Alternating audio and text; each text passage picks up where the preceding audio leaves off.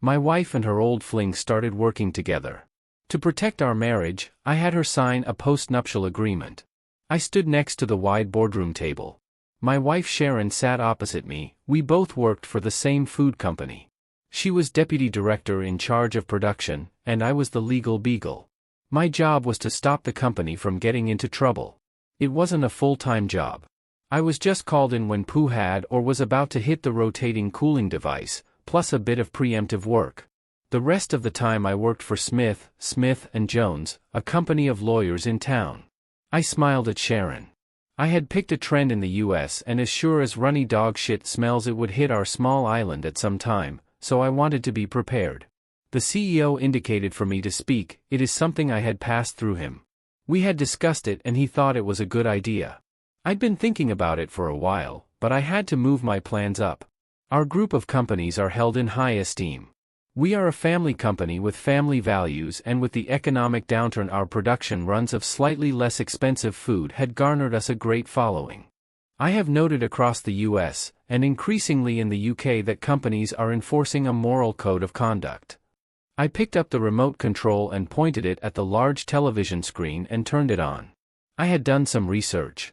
There were headlines of a US company that had nearly gone broke because it found out that the CEO was carrying on with one of the director's wives, and there was a great backlash. I pulled up another one where the stocks fell a full 6.5% in a day, because another director took his company to a tribunal. All because he had had an affair on company premises with his married secretary. They were both immediately sacked. The company did not have a moral code of conduct in place, and therefore they could not be punished. They went to the tribunal and won. The company lost millions, and nearly went under. I have suggested to Sir David that we employ a simple moral code. He has agreed it will be an addendum to everybody's contract. Basically, if people are having a sexual liaison within the company with someone other than their spouse, there will be 2 weeks suspension without pay. They will have to explain the loss of earning to their other half. If both of them are married, and we all know each other well enough to know who is married and who isn't, the same rules apply to both of them. The full details will be in the amendment. I looked at him, he nodded, and he said, "Even the CEO." He carried on. "Everybody in this company should be above reproach. That includes me, my son, all of you, and everybody who works for you. Everybody will be contacted, and it will be explained to them." I looked around the room waiting to see if I was going to see any faces looking flushed. There wasn't any. That was good. Chris from packaging down the end of the table asked the question that had probably been playing on everybody's mind. I'm not, and I hasten to add, do not know of anybody who is currently having an affair between 2 members of staff, but what if they are? Sir David nodded to me. It's relatively simple. If they sign the document and continue to have an affair and they are caught, they will be asked to leave. If they do not leave of their own free will, they may find their employment somewhat more difficult. They may get transferred to prevent the affair continuing.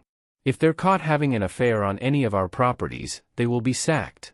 If they do not sign the document, and that is their right, let us say that will put doubts on their suitability for working for this company in the long term.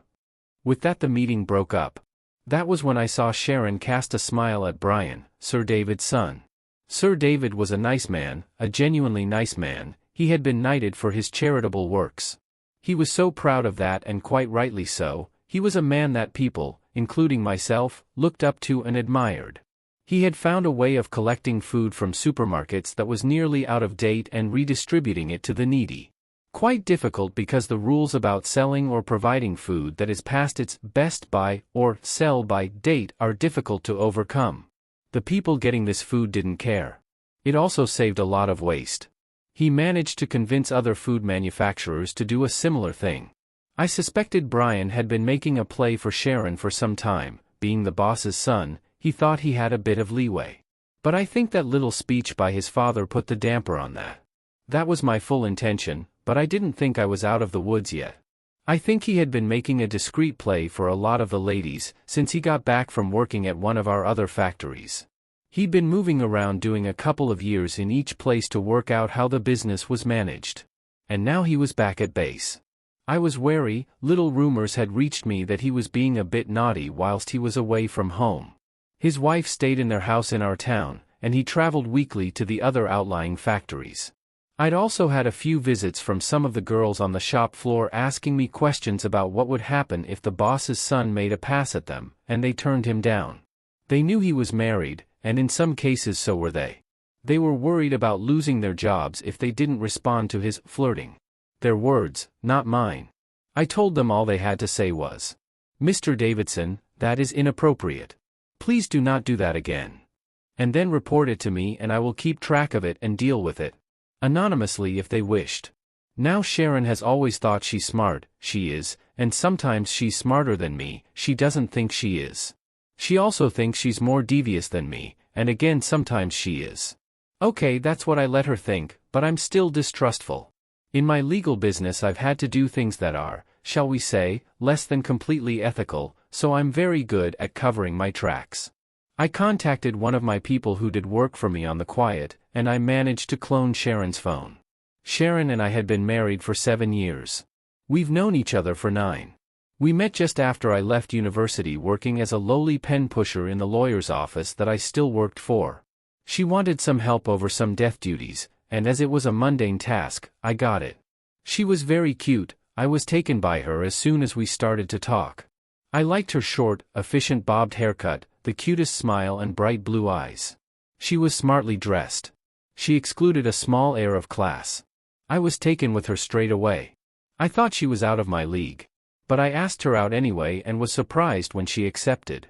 It turns out she had been a bit flighty in her younger days, but now she had settled down. Hey, I was the same when I was at university. After 2 years we were married, and we were happy. We had decided children weren't for us just yet. But Sharon loved children and was looking forward to being a mum in a few years' time, but for now we enjoyed the holidays, the smart cars. We had planned ahead and in the house we have brought we had already decided which room was going to be the nursery. It was a large room because twins run in her family, and she was hoping it would happen to us. It turns out the lawyers I worked for liked what I did. It appears I sailed a little close to the wind occasionally but knew when to tack into wind or luff up and run with it. That was how I ended up working part-time for the same company she does. The lawyers rented me out on a sort of as-needs basis. It was all fine until Brian turned up. Yes, they did have a little fling before they both got married. Cute junior manager and the boss's son, it was always sort of going to happen. But I didn't hear that from them. They kept quiet about that. But there are plenty of shit stirrers in any company. I could almost see why she'd taken up with me. I look a bit like Brian. Some people thought we were cousins. We both had the same build and height, even our hair was similar when I let mine grow long. At a distance we had often been mistaken for one another. But I'd seen her look at Brian and the way he returned the look, and that gave me little worries. Whilst I kept an eye out, I could see nothing wrong. It was just the little look thing, sometimes accompanied by a smile as if they were sharing a secret. But being a lawyer, I had heard all the stories of cheating wives and husbands, so I knew what to look for.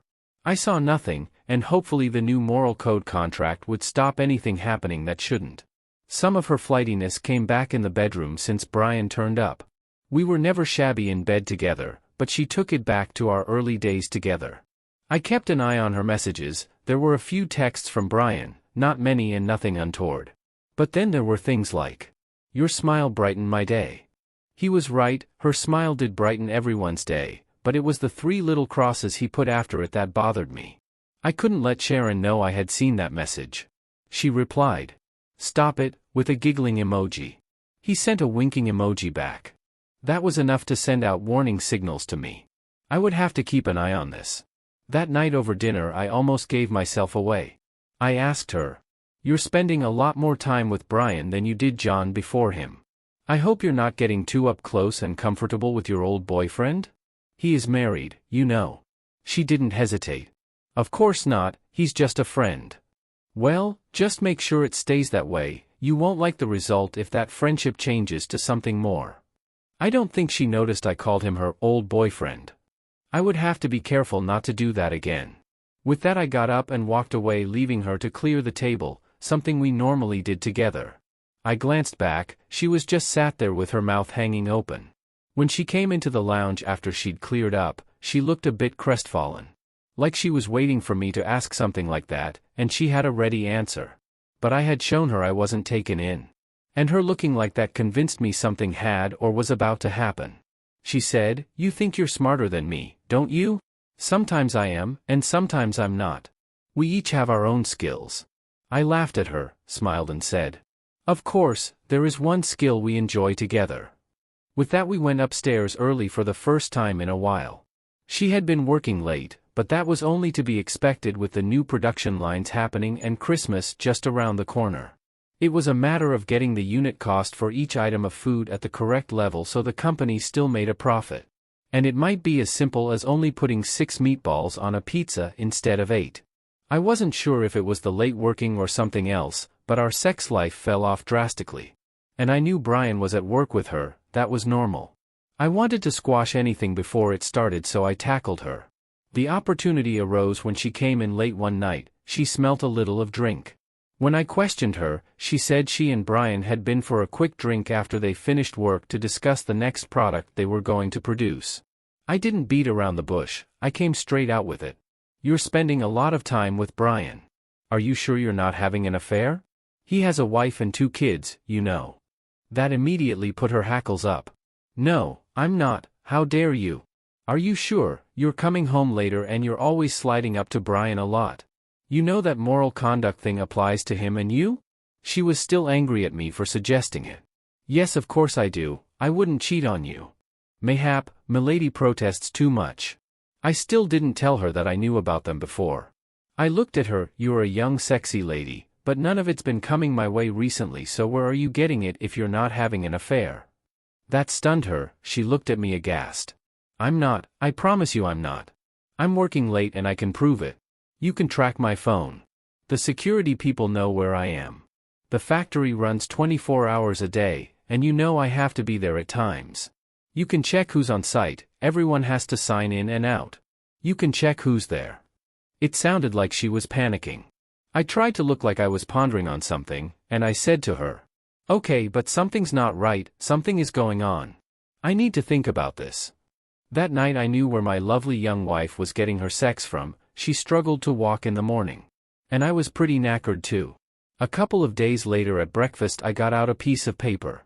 "So you tell me you're not having an affair?" "No, I'm not." She had a worried look on her face at where this was going. "You're not planning to have an affair?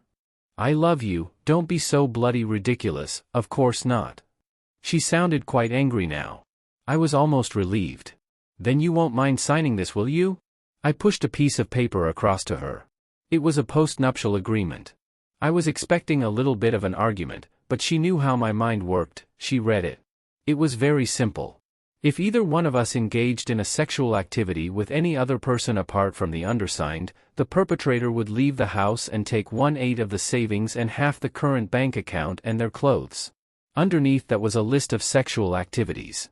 She looked at me and said, "This wouldn't hold up in court." She seemed to forget I was a lawyer.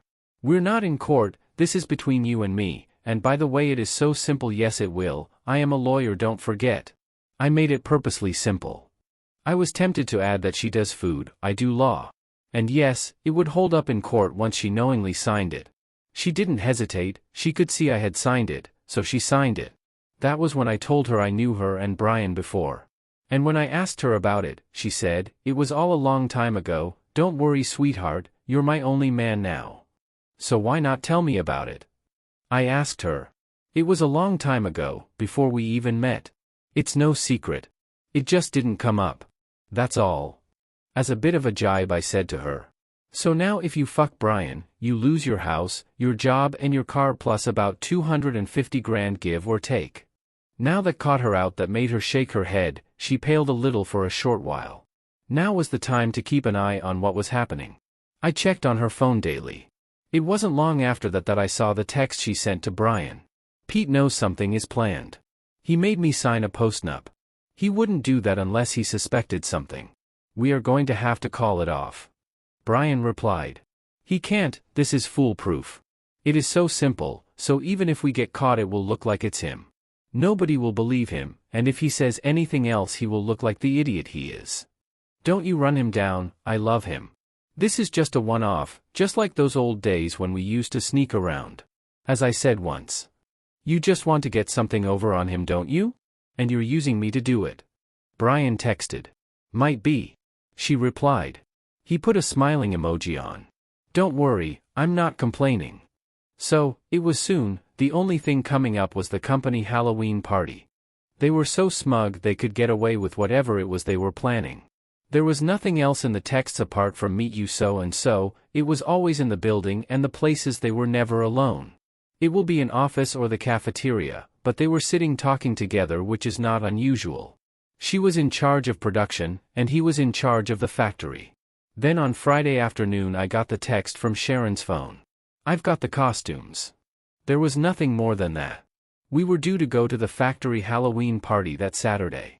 The factory would be very busy at Christmas making Christmas foods, so Halloween was the best time for a company get-together. It took a bit of sorting out, shutting the factory down for a day, but I think the maintenance people got a lot of stuff done. We had done this before, and I generally picked my own costume, but this year Sharon picked it. It was normally quite a fun event. Management generally hired their costumes, but the lads and lasses from the shop floor tended to make their own. Some of those were better. I got a little worried when I saw mine. It was a cowboy outfit, a hat, shirt, waistcoat, chaps, and a gun in a holster. I found out the gun was a water pistol. She even got cowboy boots. That was okay, but what worried me was it included a Lone Ranger-style mask and a full beard. You almost wouldn't be able to tell who I was. I will probably have to lift the beard up to drink beer. A straw might be in order. We got dressed for the party. The hairs started standing on the back of my neck when Sharon did something strange. She tucked a pink handkerchief in the breast pocket of the waistcoat, and she messed around with my hat. She was wearing a PVC Catwoman catsuit that I hadn't seen before, complete with whiskers, ear headband, the most fantastic cat eye makeup, and a tail. We were sometimes a little risque in the bedroom. The zip went from neck all the way round to the small of her back, that is where the tail was stuck in. I did draw the line at her wearing her thigh-length boots and leather was pie. That would have been too many secrets out in the open. It was all finished off with a small black handbag on a golden chain, the sort of thing that women keep their phones and a little makeup in. I tried to get a little naughty. We had time for a quick one. She was as sexy as hell and I wanted some of that. She laughed and told me to wait till we got back home. Anyway, with my senses all alert off, we went to the hotel where the company had hired the ballroom and somewhere to store coats. Lo and behold, when I got there Brian was wearing exactly the same outfit as me. We all had a bloody good laugh about it. How we were both dressed the same and anyone could get the two of us mixed up. It didn't take me long to work out what they were planning. I could see their game straight away. What bothered me was how would she know who was who? If you didn't have a suspicious nature and didn't think there was something untoward going on, it'll be a good laugh. Then I noticed a more worrying fact. He also had a handkerchief in his top pocket, but his was red. He also had a hat on the same as mine. It looked a bit odd. Then I realized the feather in his hat was on the opposite side to mine. Now I could see how their plan was going to work. It didn't take me long to think of a way round it. But I would need a bit of luck. Sharon stayed close to me and I didn't even see her glance across at Brian at all. There were lots of laughs and jokes saying that we were both dressed the same and you could get us mixed up. Sharon arranged to have photographs taken in the middle of this. I got someone to take photographs using my phone. We even had photographs taken of us with our beards and masks off. I insisted on that photo. Just so people could tell who was who. It was a bit of a giggle. It was about mid-evening and Brian headed off to the toilet. I didn't need to go, I hadn't drunk much. But I followed him in and we had a bit of a laugh and a joke in there. I pointed out his handkerchief was all messed up and I straightened it for him. He gave me a strange grin. I even straightened his hair as he had his hat off. I managed to get away before he did, and as I left the toilet, I saw Sharon. I nodded to her and discreetly pointed to a room at the back where all the coats were stored. She headed that way and so did I. She got there first, opened the door and went in. The lights weren't on but there was enough light to see. I followed her in and as I did so I turned the key in the lock. "I've been waiting for this," she said. I muttered, "phone," through the beard. I don't think she heard me. I managed to reach her bag, get her phone out and start recording. Hopefully there would be enough light. It took a lot of concentration, which was probably a good thing, otherwise I would have come very quickly. She had trimmed her pubic hair. I like that, but she doesn't do it for me. I managed to move around so I could get a good picture of me doing it. Oh my God, Brian, that's so much bigger than Pete's. I rammed into her hard, she came like a train. It didn't take us long to finish. She looked at me but didn't smile. Surely, she should be happy now she had achieved her aim. Now to the next part of my plan. We left the room separately. Sharon went first. She said she had better go and find Pete before he became suspicious. Too late. I picked something up off the floor and put it in my pocket. I tucked my handkerchief further down, so it was out of sight. I moved the feather in my hat to the other side. I left the room and headed out to the ballroom. Looking across the room, I saw Sharon standing by Brian. He had his arm around her waist. She probably thought it was me. I walked up and said out loud in a poor cowboy accent, "Get your hands off my gal. Or go for your gun." I took up the gunslinger's stance that I had seen on telly. Go for your gun. We were only a few feet apart. I laughed, my voice was muffled by the beard. Brian laughed back and took up the stance and yelled, "Draw." We did. He was faster, but I was more accurate. He got soaked. I had red wine in my water pistol. And I got him in the heart. I used the waistcoat top pocket as an aiming point. I hit it. We laughed again. Everybody laughed. I walked up to him, grabbed him and spun around so his hat came off. I kept spinning round. That could confuse everyone. When we stopped, I took his waistcoat off. It was wet with red wine. I whipped off Brian's mask and beard and then mine. I think everybody including Sharon was confused. At least that's what I was hoping for. After that excitement, things started to slow down. Now that we were revealed, Sharon stayed close to me and put her arm around mine all the time. She often looked up to me and smiled. I wondered what she was smiling about. Probably that she was more devious than me, and had got one over on me. Well, we will see Monday morning. Things started to die down and it was time we went home. We hadn't drunk much as Sharon would have to go into work tomorrow around midday to make sure the ovens were on and everything was ready to restart production on the Christmas lines. We had ordered a taxi and the taxi driver's eyes were out on stalks when Sharon walked out of the hotel. Which wasn't bad, the taxi driver was a lady.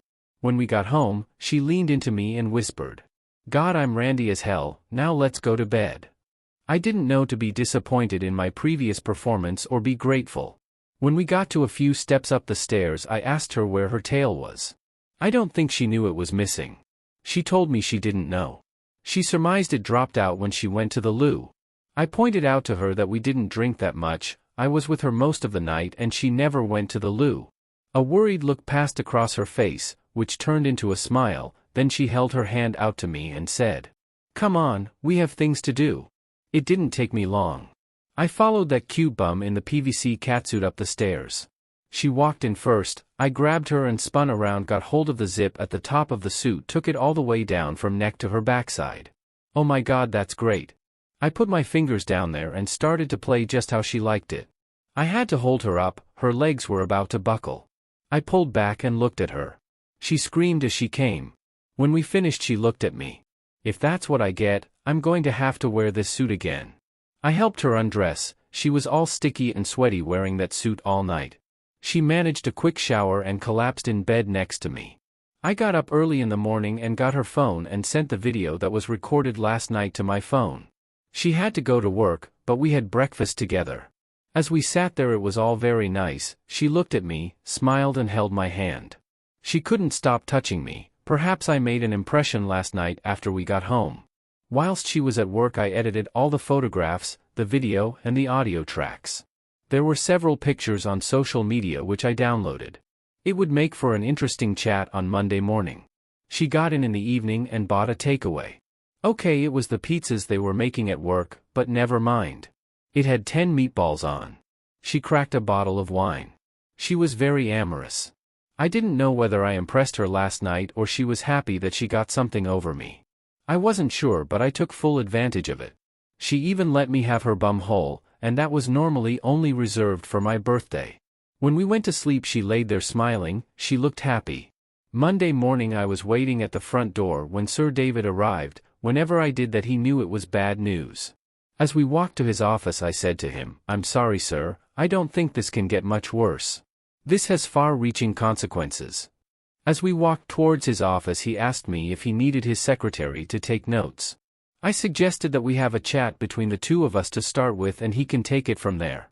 But unfortunately, it concerned his son. He seemed to suck in a little as I said that. I didn't want to hurt this man. He was nice, he was a lovely man, but I'm afraid it was inevitable. I plugged the drive into the big TV screen in his office and I put up a set of pictures. He had already seen that Brian and I had turned up in the same costume. That was no surprise to him. I showed him the big picture showing the different colored handkerchiefs, and where the feathers were in the hats. Even the picture with us lifting out beards and masks so it could be seen who each of us was. But until I pointed them out he hadn't noticed the differences. I felt sad about this next bit. I looked at him and said, "I'm sorry, Sir David." I showed him the picture of Sharon having sex in the room with what looks like her husband, until I pointed out the handkerchief and the hat. And this had been a deliberate ploy by both of them to cuckold me and to go against his wishes. He sat there stunned. "Are you sure? Could it be a mistake? Are you sure it wasn't you?" "Of course not, you would not miss doing something like that."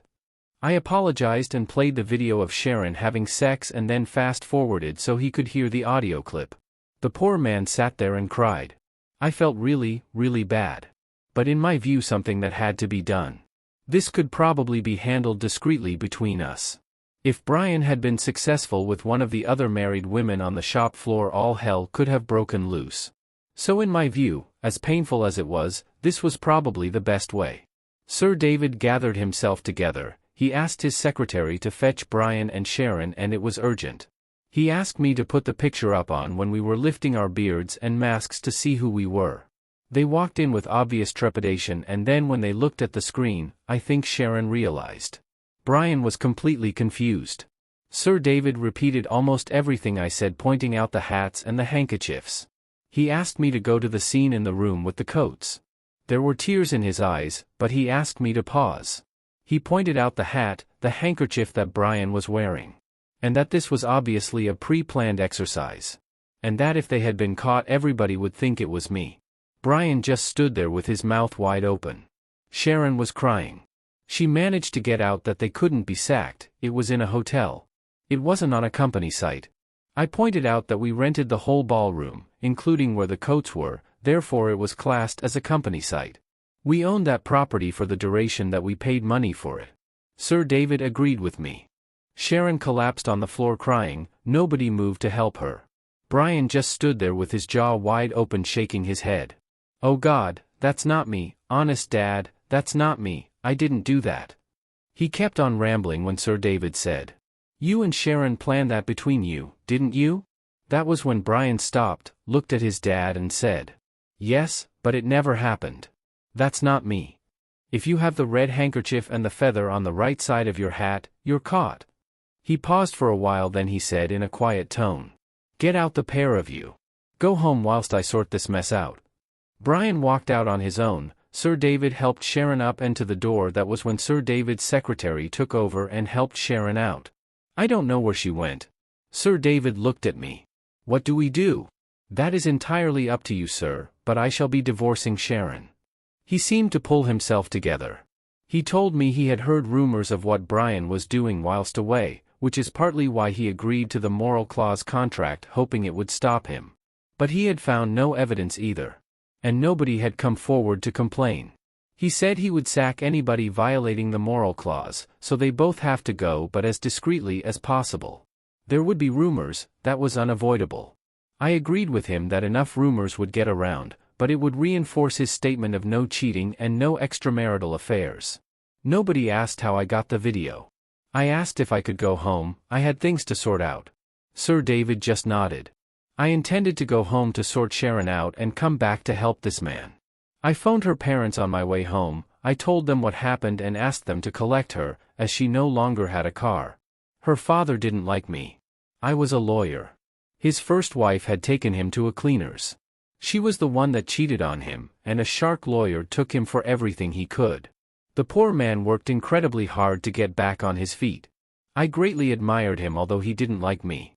They had a set of keys. I told them to let themselves in when they got there. I got home and Sharon was sitting at the kitchen table. I barely got in when she rushed up to me and tried to grab hold of me. I pushed her back. "How could you do that to me? It was Brian's doing. I thought I was fucking you." she said. I got my phone out and started the playback so she could hear herself say, "Come on Brian, fuck me." She collapsed back on the chair, she looked defeated. I heard the front door open, and her father and stepmother came in and stood in the hallway. I had waited for this. How could you be such a conniving bee? To trick me, you purposely ordered 2 of the same costumes so you could make everyone think that you were having sex with me if you got caught. You saying, "Oh my God, you're so much bigger than Pete." I could see her father and stepmother out of the corner of my eye. I didn't let up. And then when we came home you tried to get me to eat his spunk out of your dirty cunt. There was a retching sound as Sharon's father threw up, all over the Axminster carpet. They helped her out. I said I would deliver her clothing tomorrow. As they left I gave her stepmother a copy of the postnuptial agreement. I saw the family lawyer in my company later that day. That was his side of the business. I let him sort it out. I went back to see Sir David, he was holding up very well. I knocked on his door and he asked me to come in. He was on the phone and it was Brian. I could hear he was still complaining that it wasn't him. Sir David asked him to prove it because all the evidence and the handkerchief and the words that Sharon had said proved it was him. With that he hung up. The next couple of weeks were frantic. Just before Christmas, losing the production manager and the factory manager in one go is not good. Rumors were flying round like shit from a runaway muck spreader. Most of them were surprisingly accurate. My divorce went through quite painlessly. Brian's was a different matter, he fought and he argued, but to no avail.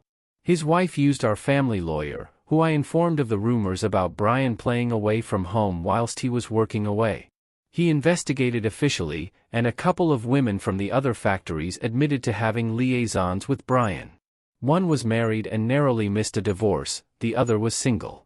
As soon as that came out, he stopped fighting. His wife lawyers took Brian for everything they could. The day after the divorce I asked Sharon to dinner. We went to the hotel where the company held the Halloween party. We could see the room where she had her assignation with Brian. I did not point it out. She was a mess, she had made an effort, but her pallor was off and she had lost weight. I felt sorry for her, she was still the person I loved the most in this world. We had spoken several times since that Monday morning.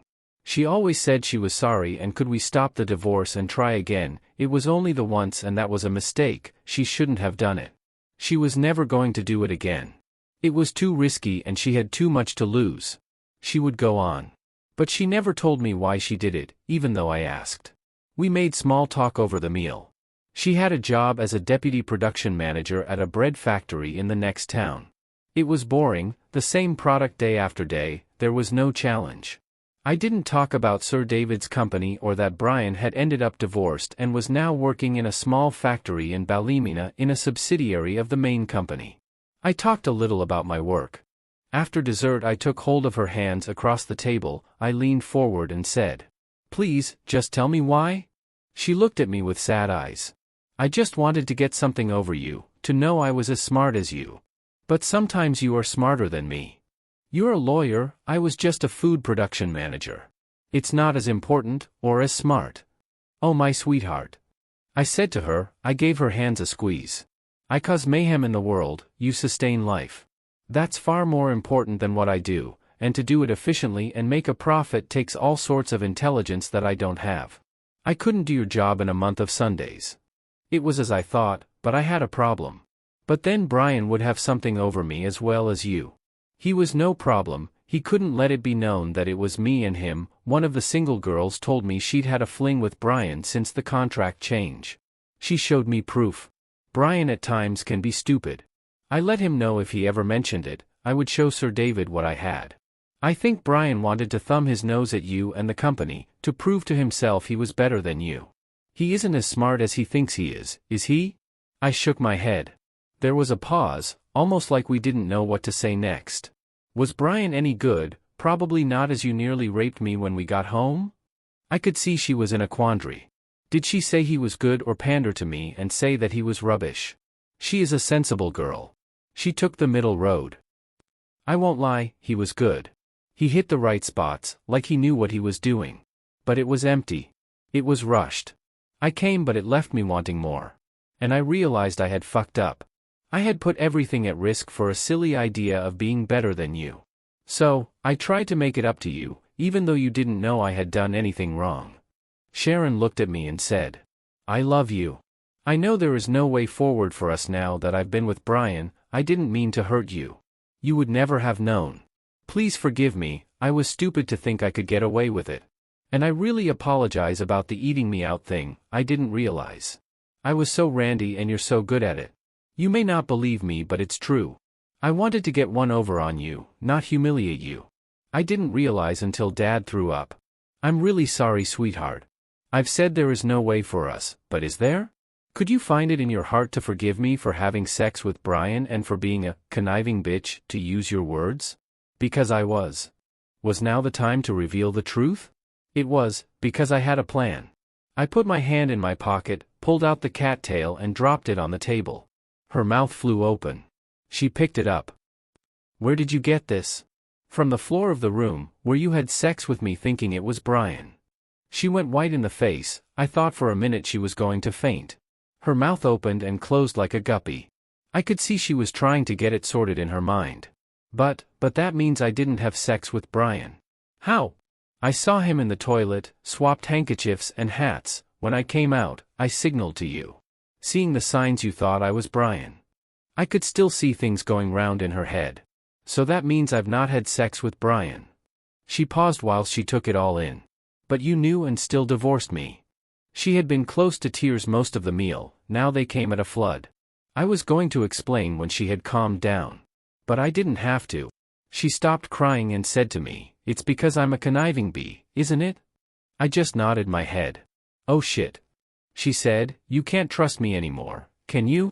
If it had been a stupid drunken mistake, I might have forgiven you because I love you with all my heart, but to purposefully plan and arrange all that. And with Brian, added to that you were using him as well, was too much. And that's a pity because we were so good together. With that she got up and rushed to the toilet. I got both of us another drink. She would probably need one when she got back and I waited. After about 10 minutes I was getting worried. I hadn't seen her leave by the front door and I didn't know if there was a back door out. I asked a waitress to check to see if Sharon was still in the toilet as I was worried about her. The waitress came back and told me Sharon was just putting the final touches to her makeup and she would be out shortly. Sharon came back, she looked as well as she could. You told the waitress you were worried about me.